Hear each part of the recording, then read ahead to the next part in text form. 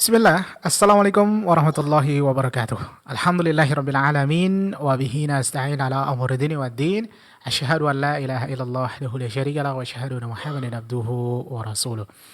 Ikhwatal Islam, para pendengar rahiman dan rahimakumullah, a'azanillahu yakum. Semoga Allah senantiasa merahmati dan berkahi Allah merahmati dan memberkahi antum semuanya. Alhamdulillah kita bersyukur dengan limpahan nikmat serta kemudahan yang masih Allah Subhanahu wa taala berikan kepada kita. Di kesempatan sore ini kita masih dapat bersua kembali di udara di gelombang 103,4 Hidayah FM, saluran tilawah Al-Qur'an dan kajian ilmiah Islam. Salawat dan salam kepada Nabi kita Muhammad sallallahu alaihi wasallam. Allahumma salli ala Muhammad wa ala ali Muhammad.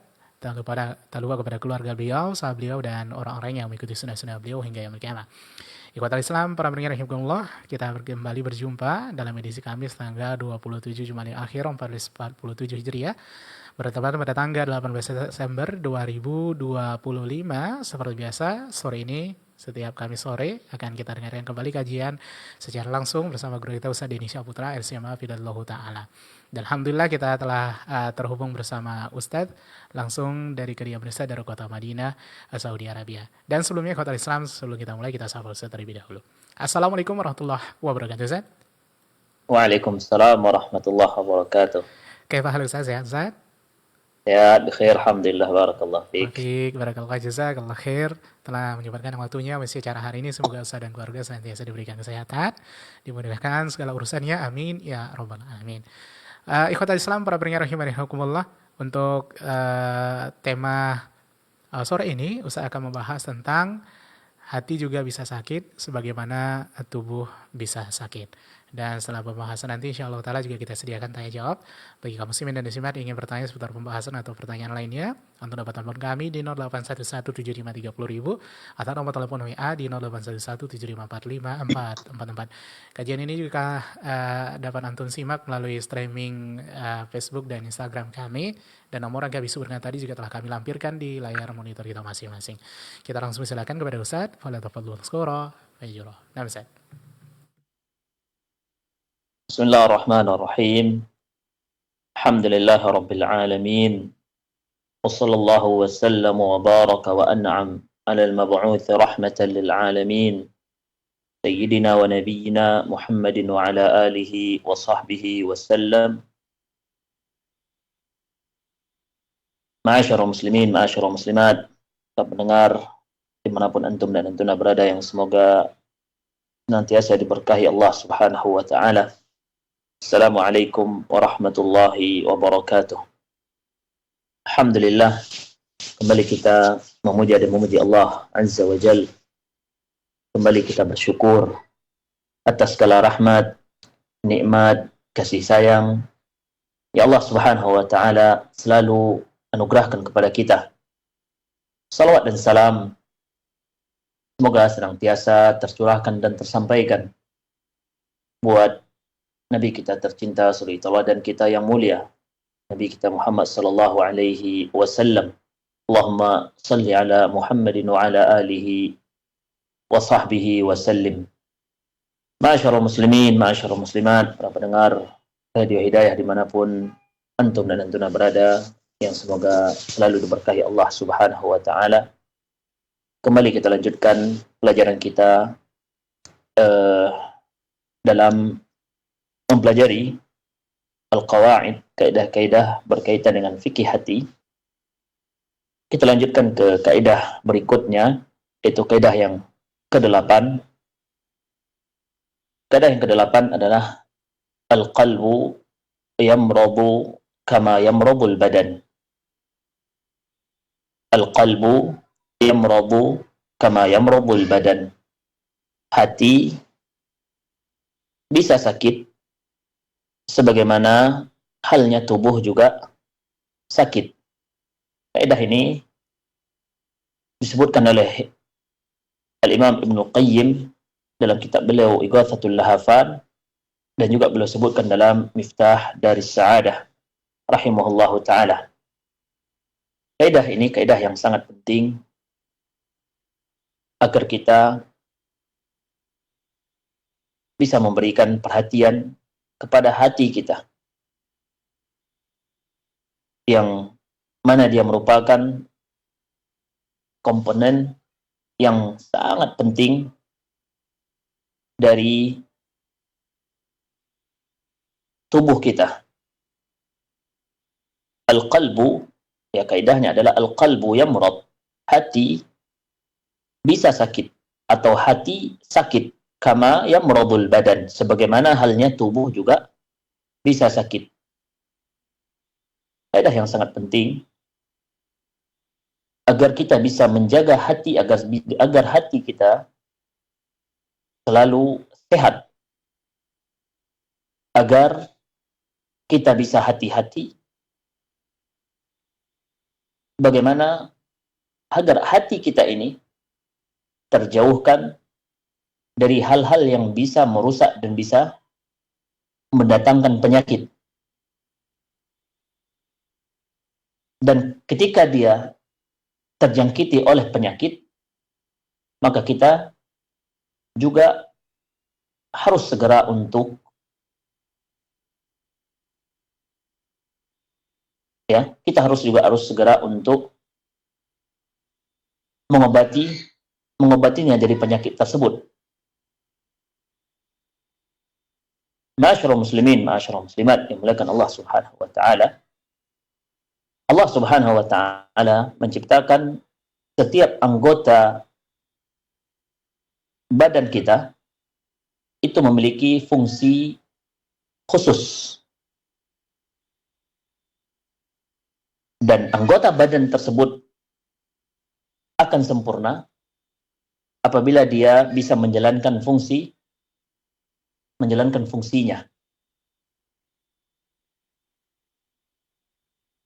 Kapan anggota badan tersebut dikatakan dia sedang sakit? Yaitu ketika dia tidak lagi bisa menjalankan fungsinya, atau dia tidak lagi bisa maksimal menjalankan fungsinya, yaitu fungsi yang Allah Subhanahu wa taala ciptakan anggota badan tersebut. Misalnya tangan, apabila tangan sakit, maka dia tidak bisa lagi digunakan untuk memegang sesuatu, mengangkat sesuatu. Demikian mata, apabila dia sakit, maka dia akan terganggu penglihatan atau bahkan tidak bisa digunakan sama sekali untuk melihat. Demikian lidah, apabila dia sakit, maka seorang akan terganggu dalam berkomunikasi, atau bahkan dia tidak bisa berbicara atau berkomunikasi sama sekali. Demikian hati, ma'asyiral muslimin, ma'asyiral muslimat, para pendengar yang dimuliakan Allah Subhanahu wa taala. Hati yang sakit, maka dia tidak lagi bisa menjalankan fungsinya. Fungsi utama yang Allah Subhanahu wa taala ciptakan hati tersebut. Ya. Dia akan terganggu dari fungsinya, dari mengenal Allah Subhanahu wa taala, terganggu dari mahabbatullah, mencintai Allah Subhanahu wa taala,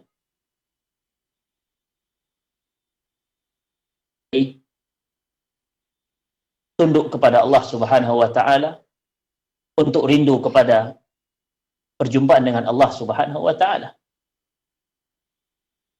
Maka kalaulah seorang hamba dia mengetahui segala sesuatu, akan tetapi dia tidak mengenal Rabb-nya, maka seolah-olah dia tidak mengetahui, pengetahuan dia tersebut tidak ada gunanya. Kalaulah seorang hamba dia mendapatkan semua apa yang dia inginkan dari kehidupan dunia ini, tapi hatinya tidak mengenal Allah Subhanahu wa taala, di dalam hatinya tidak ada kerinduan kepada Allah Subhanahu wa taala, maka hakikatnya dia tidaklah mendapatkan sedikit pun kenikmatan yang hakiki. Setiap hamba yang mengenal Allah Subhanahu wa taala, hati yang sehat, yang di dalamnya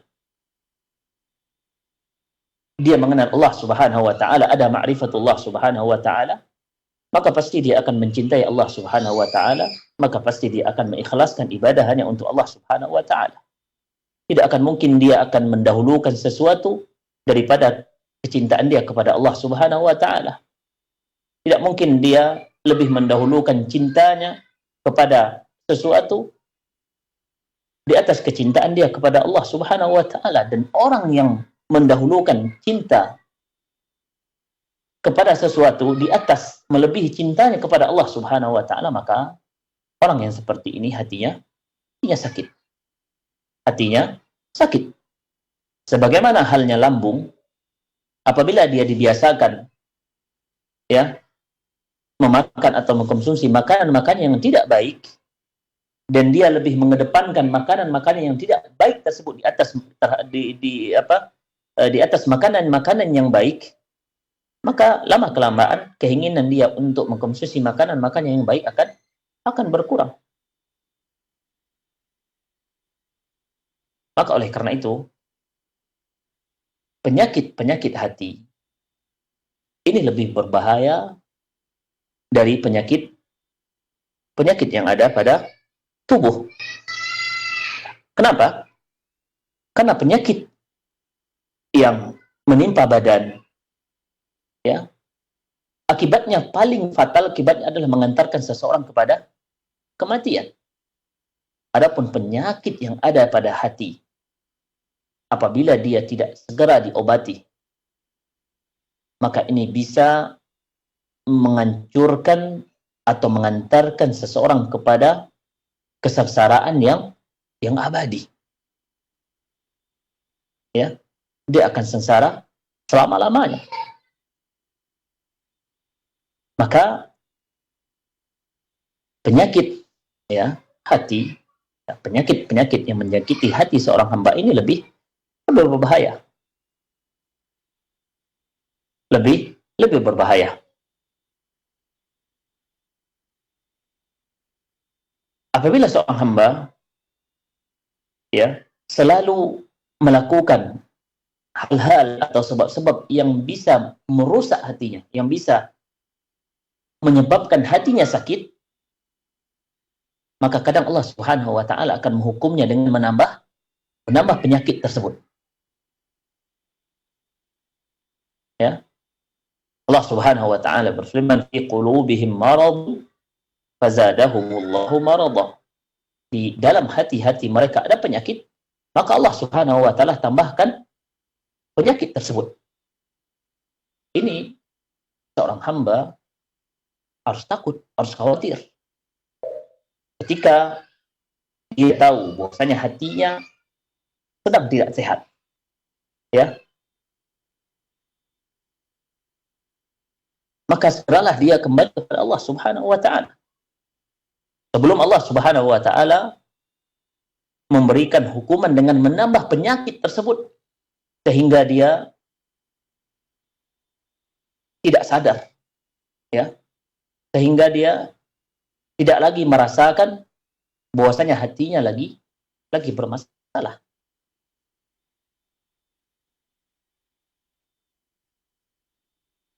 Hati yang sakit, ma'asyarul muslimin, ma'asyarul muslimat, Allah Subhanahu wa taala, itu hati yang lemah. Ya. Lemah untuk mengetahui yang hak. Hatinya lemah untuk mencintai yang hak. Ketika melihat, menyaksikan hal-hal yang tidak dibenarkan oleh Allah Subhanahu wa taala, yang tidak dibenarkan oleh syariat, ya, dia tidak ada merasakan ya pengingkaran dari hatinya. Ketika disebutkan nama-nama Allah Subhanahu wa taala, sifat-sifat Allah Subhanahu wa taala, dia merasa biasa-biasa saja. Ya. Bahkan dia merasa terganggu. Maka ini orang yang hatinya sedang bermasalah. Ya. Hatinya sedang rusak. Dan kerusakan yang ada pada hati, di antara sebabnya adalah karena hati tersebut sudah dikuasai oleh nafsu. Maka nafsu ini akan merusak hatinya. Dia tidak lagi bisa melihat kebenaran. Atau dia melihat yang batil itu benar, yang benar itu batil. Atau dia tidak suka kebenaran dan lebih menyukai yang batil. Dan hati yang rusak, ketika hati rusak, maka ini akan menyebabkan seseorang tidak lagi semangat dalam beramal. Tidak lagi bersemangat dalam ibadah. Lemah keinginannya, lemah himmahnya, lemah semangatnya untuk belajar, untuk mengenal al-haq. Orang yang hatinya yang rusak, hatinya yang sedang sakit. Maka ketika seorang hamba merasakan ini, maka segeralah dia memperbaiki hati. Segeralah dia mengobati hatinya. Penyakit yang menyakiti, penyakit yang ada pada hati kita atau pada hati seorang hamba yang bisa membinasakan atau bisa membuat hati tersebut mati, itu ada dua. Ada dua. Yang pertama, maradus syahawat. Penyakit syahwat. Yang kedua namanya maradus syubuhat. Penyakit syubuhat. Ini dua penyakit ini yang selalu menjakiti hati seorang hamba. Kalau enggak penyakit berupa syahwat, kalau tidak penyakit syubuhat. Ini dia penyakit yang selalu menimpa seorang hamba. Tidak ada yang selamat dari dua penyakit ini kecuali orang-orang yang Allah Subhanahu wa taala berikan taufik. Ada seseorang yang bisa selamat dari syahwat, tapi kadang dia terjerumus kepada penyakit yang lain yaitu syubhat. Atau sebaliknya ada orang yang bisa selamat dari syubhat, tapi kadang dia mendapat cobaan melalui penyakit syahwat. Ala kulli hal, dua penyakit ini yang selalu menjakiti hati seorang hamba. Dan lahirlah dari dua penyakit ini penyakit-penyakit yang lain. Riya misalnya, kibir, sombong, ujub, dengki, ingin dipandang, dan gemar melakukan maksiat, hatinya selalu suka melihat hal-hal yang diharamkan oleh Allah Subhanahu, memikirkan hal-hal yang diharamkan Allah Subhanahu wa taala. Penyakit-penyakit yang seperti ini kembali kepada dua penyakit yang tadi. Syahwat atau syubhat. Allah Subhanahu wa taala menyebutkan dua penyakit ini dalam Al-Qur'an. Yang pertama, penyakit syubhat. Dan ini yang paling berat dan ini yang paling berbahaya terhadap hati kita, yaitu penyakit syubhat. Penyakit syubhat ini penyakit yang paling bahaya dan ini yang paling mematikan hati seorang hamba. Allah Subhanahu wa taala berfirman dalam surah Al-Baqarah menceritakan tentang orang-orang munafikin.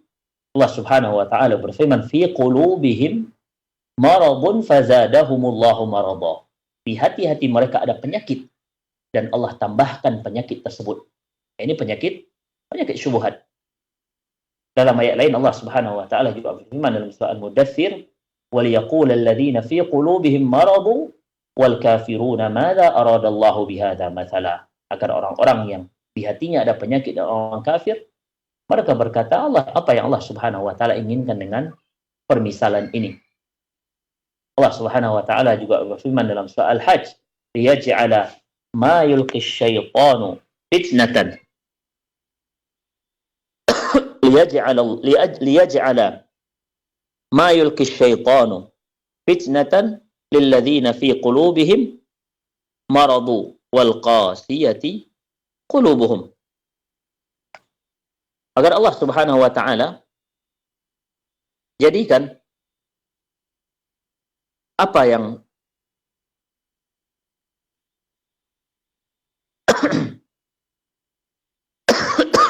Allah Subhanahu wa taala liyaj'ala, agar Allah Subhanahu wa taala jadikan apa yang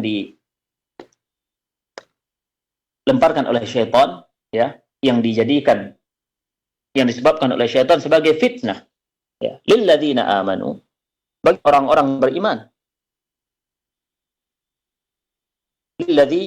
Fitnatan lilladzina fi qulubihim maradun, bagi orang-orang yang di hatinya ada penyakit, dan orang-orang yang hatinya keras. Ya, Allah ingin menjadikan godaan, ya, yang ditimbulkan syaitan itu sebagai cobaan bagi orang-orang yang di dalam hatinya ada penyakit dan yang hatinya keras. Ya, ini semuanya penyakit syubhat. Bagaimana yang kita katakan tadi, ini yang paling berbahaya, dan ini yang paling mematikan bagi hati seorang hamba. Ya, penyakit syubhat. Karena dengan penyakit syubhat ini, banyak orang yang dia tidak merasakan bahwasanya itu merupakan penyakit. Bahkan sebagian orang merasakan bahwasanya dia sedang berada di atas jalan yang benar. Ya. Dia melihat yang syubhat ini adalah yang hak. Nah, ini penyakit yang paling berbahaya. Penyakit yang kedua itu penyakit syahwat. Ini juga Allah Subhanahu wa taala sebutkan dalam Al-Qur'an. Allah Subhanahu wa taala berfirman dalam surah Al-Ahzab, "Ya nisa'an nabi, lastunna ka ahadin minan nisa, in ittaqaytunna fala takhda'na bil qawli fayatma'a alladhi fi qalbihi marad." Wahai istri-istri Nabi, kalian tidaklah sama seperti wanita-wanita yang lain. Ini taqaitunna, apabila kalian bertakwa kepada Allah Subhanahu wa taala, fala takhda'na bil qaul. Janganlah kalian melundukkan atau melunakkan perkataan, ya. Fayatma alladziina fi qalbihi marad, agar, ya, orang-orang yang ada di hatinya penyakit, dia tidak tergoda, ya. Dia tidak tergoda dengan ucapan atau suara yang lembut atau halus tersebut. Di sini Allah Subhanahu wa taala melarang, ya, para istri Nabi sallallahu alaihi wasallam, dan juga tentunya kaum muslimat, ya, untuk melembutkan suara ketika berbicara, ya. Agar apa? Agar orang-orang yang hatinya rusak, hatinya ada penyakit, tidak tergoda, ya, tidak tergoda ketika dia mendengarkan suara yang lembut, suara yang mendudayu misalnya. Ya, ini menunjukkan, ya, penyakit yang lain, yaitu penyakit syahwat yang ada menyakiti hati seorang hamba. Karena, ya, kalau hati yang sehat, apabila dia hati yang sehat, hati yang kuat, ya, apabila dia mendapati, ya, hal-hal seperti ini, mendengarkan perkataan, ya, laki-laki mendengarkan, seorang pria mendengarkan, memiliki hati yang sehat, mendengarkan suara perempuan, maka dia tidak akan goyah, tidak akan tergoda. Berbeda dengan orang yang hatinya sakit, yaitu di dalamnya ada penyakit syahwat, ya. Karena dia sakit, dia lemah, maka dia akan mudah untuk tergoda, ya, dari, ya, suara yang pelan dari lawan jenis atau suara yang mendudayu. Ala kulli hal, ini menunjukkan, ya, jenis penyakit yang lain yang Allah Subhanahu wa taala sebutkan dalam Al-Qur'an, itu penyakit syahwat. Ma'asyiral muslimin, ma'asyiral muslimat, bahkan Allah Subhanahu wa taala yang juga perlu kita perhatikan, ya, yang perlu kita khawatirkan. Kadangkala ya, ada orang yang hatinya sakit, wal'iyadzubillah, tapi karena hatinya sudah rusak, dia tidak lagi merasakan bahwasanya hatinya sedang sakit atau sedang rusak atau sedang bermasalah. Bahkan kadang ada orang yang hatinya sudah mati, ya, hatinya sudah mati, tidak lagi bisa membedakan mana yang hak dan yang batil, ya, tidak ada lagi di hatinya khasyatullah, takut kepada Allah Subhanahu wa taala. Ya. Kadang orang yang hatinya seperti ini, dia tidak sadar, dia tidak merasakan bahwasanya hatinya sudah mati.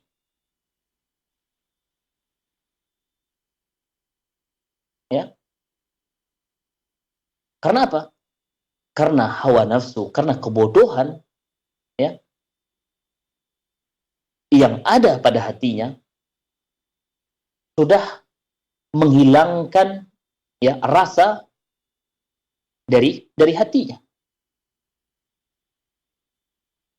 Dia tidak lagi, ya, merasa tidak nyaman, ya, ketika dia melihat hal yang diharamkan Allah Subhanahu wa taala. Hatinya tidak lagi merasakan mengingkari ketika dia melakukan hal-hal yang tidak dibenarkan oleh Allah Subhanahu wa taala.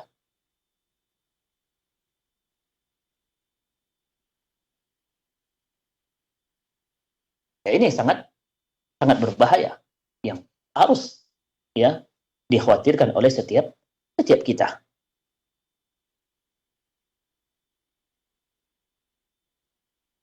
Dan hendaklah kita mengetahui bahwasanya penyakit hati semuanya itu penyebabnya lahir dari kebodohan. Ya. Lahir dari apa? Lahir dari kebodohan. Hati itu akan mati apabila di dalamnya tidak ada sedikit pun cahaya ilmu, tidak ada ilmu sama sekali. Maka dia akan mati. Dan dia akan sakit apabila di dalamnya ada sedikit ilmu, tapi juga ada di dalamnya kejahilan terhadap sebagian syariat Allah Subhanahu wa taala. Artinya apa? Penyakit yang ada pada hati itu semuanya lahir dari kebodohan. Dan apabila kita ingin mengobati hati yang sedang bermasalah, hati yang sedang sakit, maka obatnya yang pertama adalah ilmu. Ya. Ilmu, belajar, mengetahui, ya, ilmu sesuai dengan Al-Quran, ilmu sesuai dengan sunnah Nabi Sallallahu Alaihi Wasallam. Kenapa orang tidak lagi, ya, bisa membedakan mana yang hak, mana yang batil? Karena dia tidak mengetahui. Kenapa orang tidak lagi takut kepada Allah Subhanahu wa taala? Karena dia tidak kenal bahwasanya Allah Subhanahu wa taala syadidul iqab. Sangat pedih azabnya. Kenapa seseorang berani melanggar perintah Allah Subhanahu wa taala? Karena dia mengetahui bahwasanya Allah Subhanahu wa taala melihat apa yang dilakukannya. Allah Subhanahu wa taala mengetahui setiap apa yang dilakukan, gerak-gerik seorang hamba. Apabila dia di hatinya ada ilmu, ya, dia tahu bahwasanya Allah Subhanahu wa taala azabnya pedih. Setiap apa yang dilakukan akan ada konsekuensinya, hukumannya kelak di dunia maupun di akhirat, ya. Bahwasanya apapun yang akan dia lakukan, dia sadar bahwasanya Allah Subhanahu wa taala melihat, Allah Subhanahu wa taala mengetahui, Allah Subhanahu wa taala mendengar. Maka ketika ilmu ini ada dalam hati seorang hamba, maka ini akan menjadikan hatinya sehat. Ya, ini akan menjadikan hatinya sehat. Oleh karena ini, ya, sebagian mengatakan ulama, ya, itu sama dengan atibba, dokter. Ya. Hanya saja ulama adalah dokter rohani atau dokter hati. Ya, karena ada kesamaan. Ya, ada kesamaan dokter dia mengobati apabila tubuh seseorang sakit dia obati. Para ulama, orang-orang yang berilmu dia bisa mengobati hati seseorang. Ya, yang tadinya orang tidak kenal kepada Allah Subhanahu wa taala, dia bisa mengenalkan dia orang tersebut kepada Allah Subhanahu wa taala. Ya. Tapi hakikatnya kebutuhan kepada ulama itu lebih besar. Ya.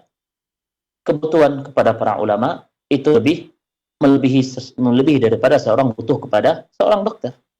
Ada orang yang hidup umurnya panjang tidak pernah sama sekali dia merujuk dokter, datang untuk berobat. Adapun orang-orang yang berilmu, kebutuhan seorang kepada ilmu dan orang-orang yang berilmu yang kenal kepada Allah Subhanahu wa taala, ya, maka dia akan selalu dibutuhkan. Ya. Dia akan selalu dibutuhkan. Tidak bisa seseorang jauh dari ulama. Ya.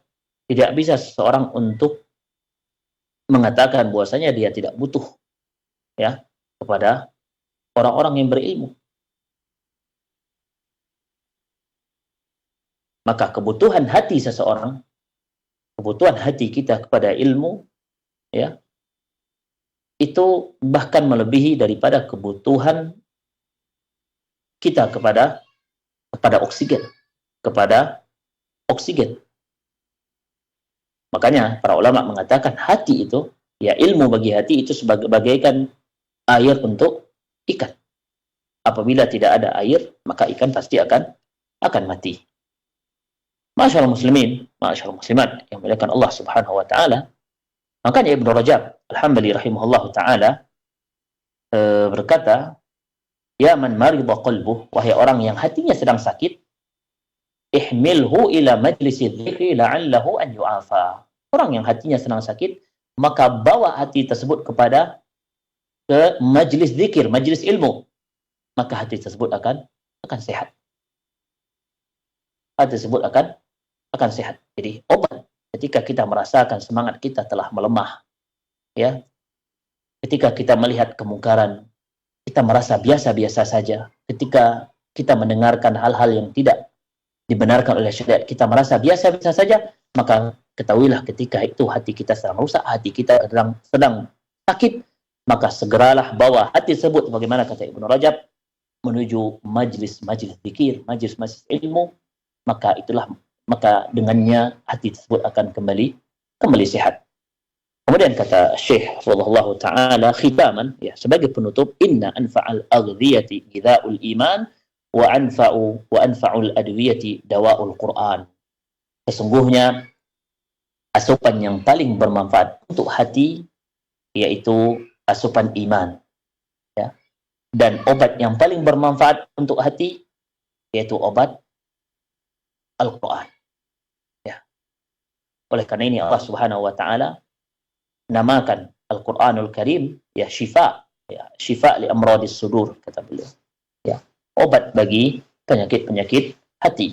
Allah Subhanahu wa taala berfirman, "Ya ayyuhan nasu qad ja'atkum mau'izatun min rabbikum wa shifaa'un lima fis suduri wa hudaw wa rahmatun lil mu'minin."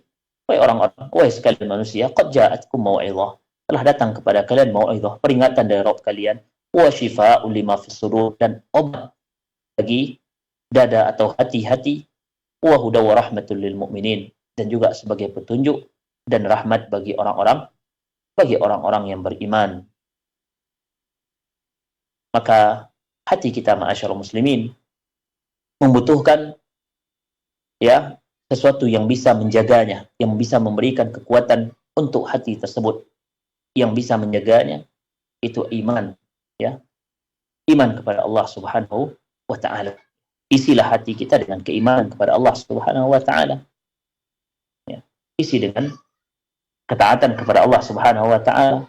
Jauhkan dia dari maksiat kepada Allah Subhanahu wa taala. Ini yang bisa memberikan kekuatan, dan ini yang bisa memberikan penjagaan kepada hati.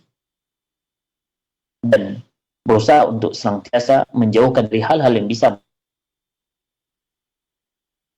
yaitu dengan selalu bertobat kepada Allah Subhanahu wa taala, selalu istighfar, minta ampunan kepada Allah Subhanahu wa taala. Selalu beristighfar, minta ampunan kepada Allah Subhanahu wa taala, dan juga ya, jangan pernah kita lupakan juga di antara obat ya untuk hati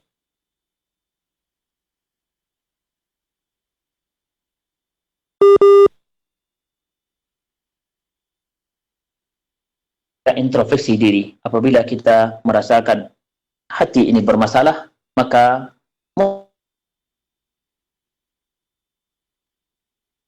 lakukan, kemudian segera bertaubat.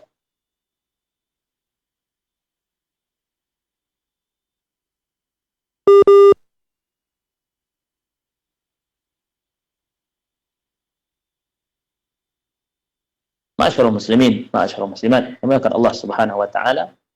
Kemudian kata Syekh terakhir, kata beliau hafizallahu taala, fahalaqul qalbi min ihmali muhasabati an-nafs wa min ittiba'i wa min ittiba'i hawaha wa ma ahsana ma qala al-Hasan al-Basri rahimahullah, innal 'abda la yazalu bi khairin ma kana lahu wa'idun min nafsi wa kanatil muhasabatu min himmatihi. Ya. Celakanya atau rusaknya hati ketika dia tidak lagi ya muhasabah, ya, tidak lagi muhasabah ketika dia hatinya tidak lagi bersemangat untuk ibadah, ya, dia biarkan begitu saja, dia tidak mau introspeksi, dia tidak mau muhasabah, melihat apa sebabnya hati dia kok sekarang tidak lagi bersemangat untuk ibadah kepada Allah Subhanahu wa taala, tidak semangat untuk menegakkan amal ma'ruf nahi munkar. Dan yang juga menjadi hancurnya, rusaknya hati seseorang ketika hati tersebut mengikuti hawa nafsu. Wa ma ahsana, dan alangkah indahnya apa nasihat yang disampaikan oleh Hasan al-Basri rahimahullahu taala, innal 'abda la yazalu bi khairin, sesungguhnya seorang hamba akan senantiasa berada di dalam kebaikan, maka lahu wa'idun min nafsi, selama dia mempunyai wa'id, ya, pemberi nasihat dari diri dia sendiri. Wa kanatil muhasabatu min himmatihi, dan dia selalu ya muhasabah menjadi perhatian dia, selalu menjadi perhatian dia, ya. Dia selalu merenung, melihat ya dosa apa yang telah dia lakukan, kemudian dia perbaiki dirinya, ya, dia perbaiki dirinya, dan bertobat, segera bertobat kepada Allah Subhanahu wa taala. Ma'asyiral muslimin, ma'asyiral muslimat, dimuliakan Allah Subhanahu wa taala, ya. Inilah kaidah yang ke-8, ya, kaidah yang sangat penting agar kita berusaha menjaga hati kita, ya, berusaha menjauhkan hati kita dari hal-hal yang bisa merusak dan mendatangkan penyakit kepada hati kita. Dan ketika kita merasakan hati kita tidak lagi sehat, maka segeralah obati hati tersebut, ya, obati hati tersebut dengan kembali ke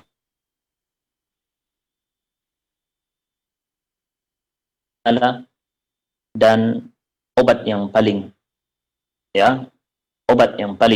ampuh yaitu dengan kembali ya belajar, ya, mengenal Allah Subhanahu wa taala, mengenal syariat Allah Subhanahu wa taala, agar hati tersebut ya kembali dalam keadaan sehat. Mudah-mudahan apa yang kita sampaikan bermanfaat. Kita cukup sampai di sini. Wassallallahu ala nabiyina Muhammadin wa ala alihi wa sahbihi wasallam.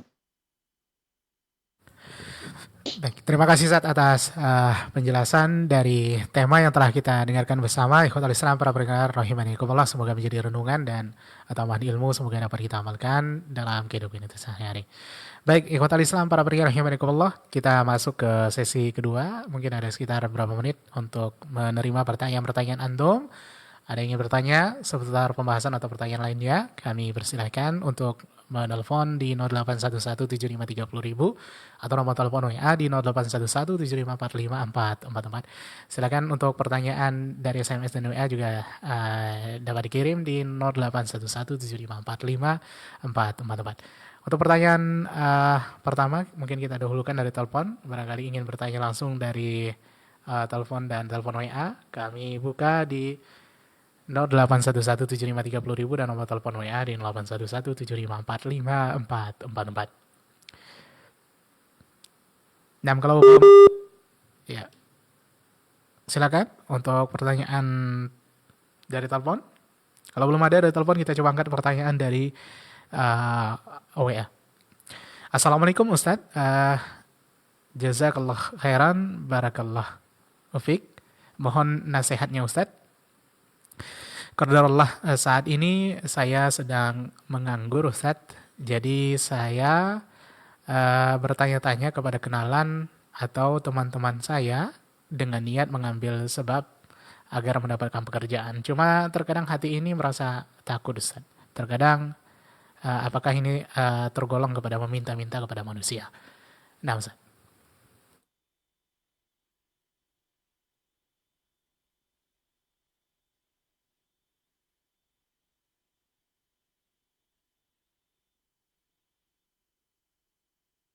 Nah, barakallahu fiik, jazakumullah khairan.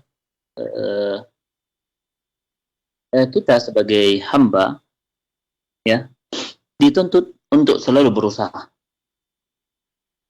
berusaha maksimalkan apa yang kita bisa.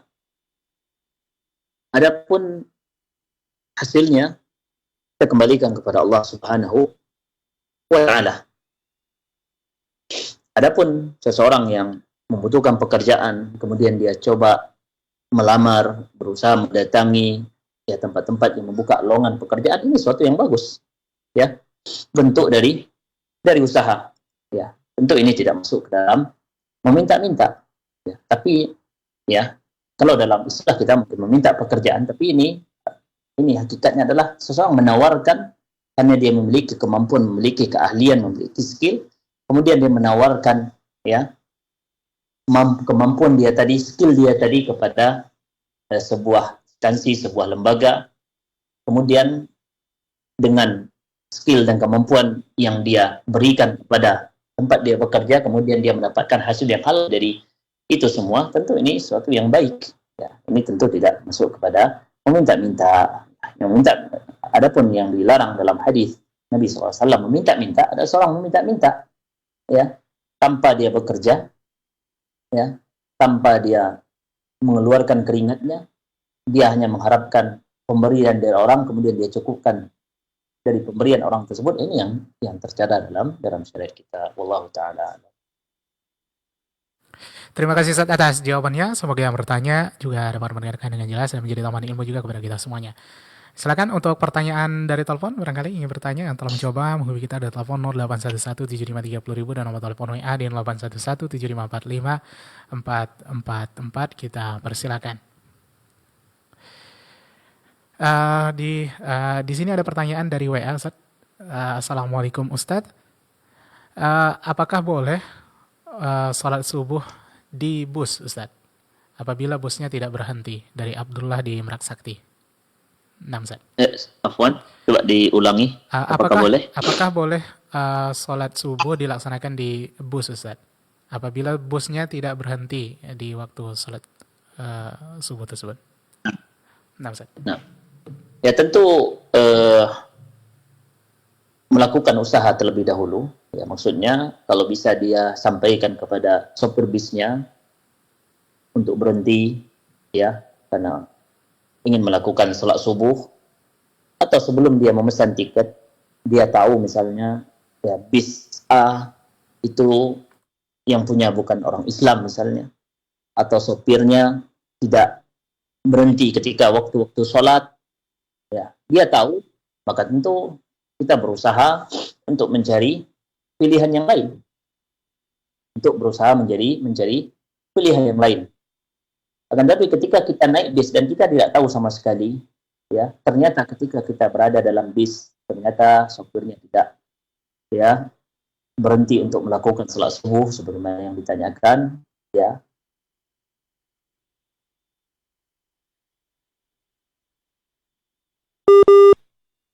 Itu untuk melakukan salat subuh. Akan tapi apabila sopirnya tetap ya tidak mau berhenti, maka ya lakukan salat dalam bis, ya. Lakukan salat dalam bis, ya. Tunggu ya apabila ya kemungkinan sampai habis keluar waktu subuh bis ini tetap tidak berhenti, ya, maka lakukan salat dalam bis. Ini juga ketika dalam pesawat misalnya, ada sebagian pesawat yang tidak ada musalla, ya, kemudian kita ingin melakukan pesawat, maka pesawat akan sampai ya ketika waktu salat subuh sudah lewat, maka lakukan salat dalam bis atau dalam pesawat tersebut. Wallahu taala a'lam. Baik, terima kasih atas jawabannya. Semoga yang bertanya juga dapat mendengarkan dengan jelas. Untuk pertanyaan selanjutnya, atau barangkali ada yang bertanya langsung kepada Ustaz, ada telepon 08117530.000, atau satu pertanyaan lagi barangkali di 08117530.000, atau nomor telepon WA di 081175454444. Kita persilakan. Nah, untuk pertanyaan selanjutnya, kalau tidak ada telepon, kita ajukan pertanyaan dari WA Ustaz, dan sepertinya pertanyaan terakhir untuk pertemuan kali ini. Assalamualaikum warahmatullahi wabarakatuh, Ustaz. Ustadz, ketika seorang secara zahir tidak pernah melaksanakan sholat, sebelum ia wafat Allah timpakan kepadanya sakit yang cukup lama. Ketika akhir hayatnya ia wafat dengan mudah secara zahir. Keluarga mengatakan almarhum husnul khotimah. Benarkah ini, Ustaz? Afwan Abu Ibrahim, bisa diulangi? Nah, suaranya putus-putus sedikit terputus-putus. Nah, ulangi, Ustaz. Ketika seorang secara zahir tidak pernah melaksanakan sholat, sebelum ia wafat Allah timpakan kepadanya sakit yang cukup lama. Ketika akhir hayatnya ia wafat dengan mudah, namun secara zahir.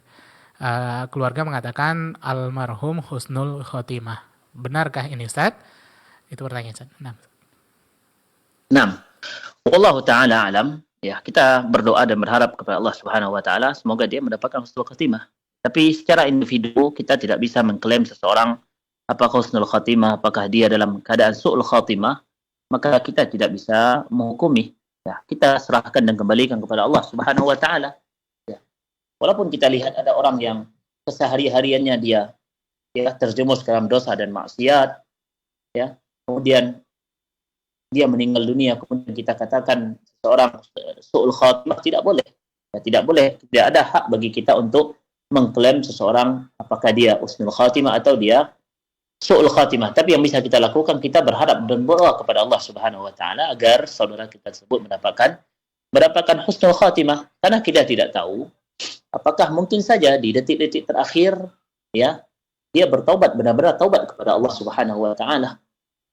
Semoga sehingga Allah Subhanahu wa taala terima taubatnya, ya, sehingga dia mendapatkan ampunan dari Allah Subhanahu wa ta'ala.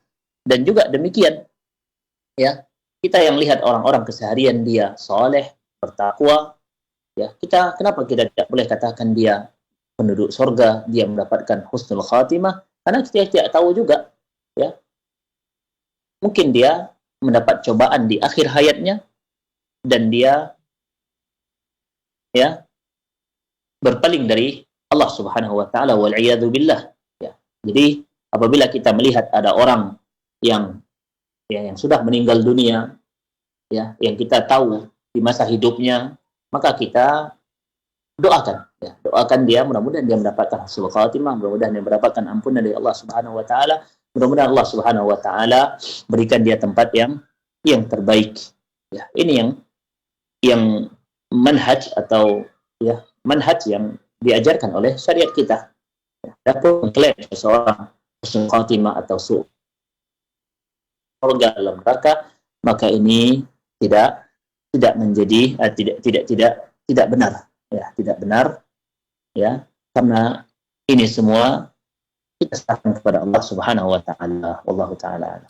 Nah, terima kasih Ustaz atas jawabannya. Semoga yang bertanya juga dapat mendengarkan dengan jelas, menjadi tambahan ilmu kepada kita semuanya. Untuk barangkali untuk pertanyaan kita cukupkan karena waktu kita juga hampir habis untuk kesempatan hari ini karena mendekati waktu salat maghrib.